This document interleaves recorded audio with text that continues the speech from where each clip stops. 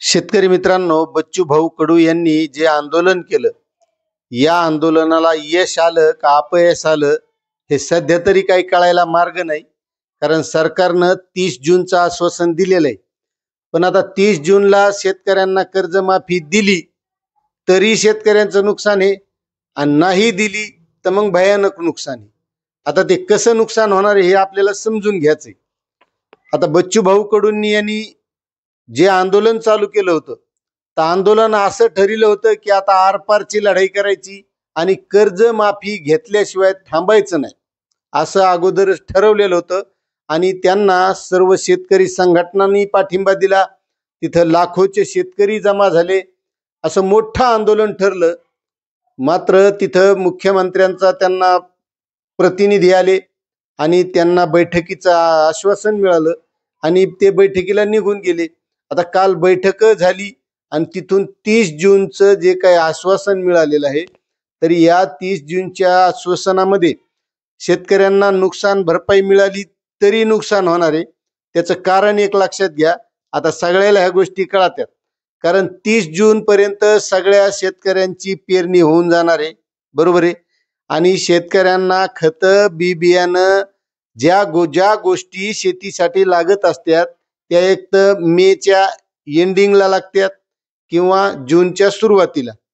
आता त्या खरेदी करायच्या म्हणल्यावर शेतकऱ्याला पैसा लागतो आणि दरवर्षी शेतकऱ्यांना हे पीक कर्ज घेऊनच या सगळ्या गोष्टी कराव्या लागतात. तशा काय बँकाला इमानदार नाहीत की शेतकऱ्याला लगे जूनच्या सुरुवातीलाच पैसे देतात. शेतकऱ्यांना दरवर्षी पैसे इकडून तिकडून काढून मग पीक कर्ज काढल्यावर ते उधारी पाधारीतले किंवा पाहुण्या राहुण्याकडून आणलेले दागदागिने ठेवलेले हे पैसे घ्यावा लागतात. मग आता याच्यात नुकसान कसं होणार आहे?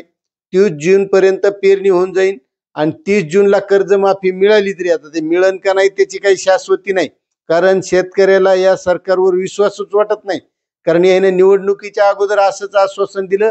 1 वर्ष झालंय, अजून त्या कर्जमाफीवर काही क नाही र नाही. उगा आता ते बच्चू भाऊ कडून आंदोलन केलं म्हणून कसं तरी त्याला आता 30 जून तारीख दिलेली. मग आता 30 जून पर्यंत कर्जमाफी केली तर अशा प्रकारचं एक तर शेतकऱ्याचं नुकसान होणार आहे.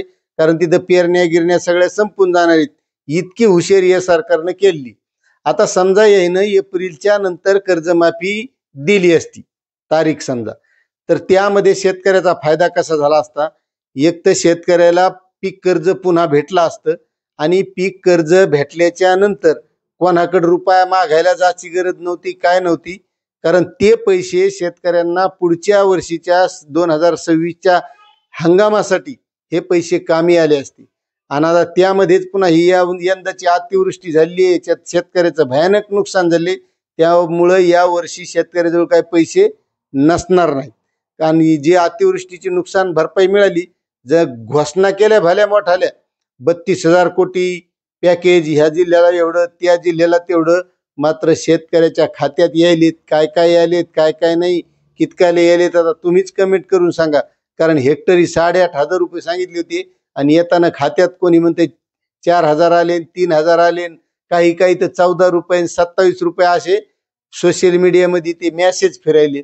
अशी परिस्थिती आहे. म्हणजे यावरून किती या सरकारवर विश्वास ठेवायचा हा सर्वात मोठा प्रश्न आहे. कारण जशी नुकसान भरपाई जाहीर केली तशी काय खात्यात येईन.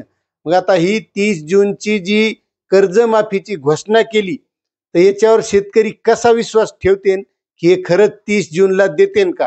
मात्र दिली तरी नुकसान आहे आणि नाही दिली तरी नुकसान आहे. आता हे याच्यावर तुम्हाला काय वाटतंय? नक्कीच कमेंट करा.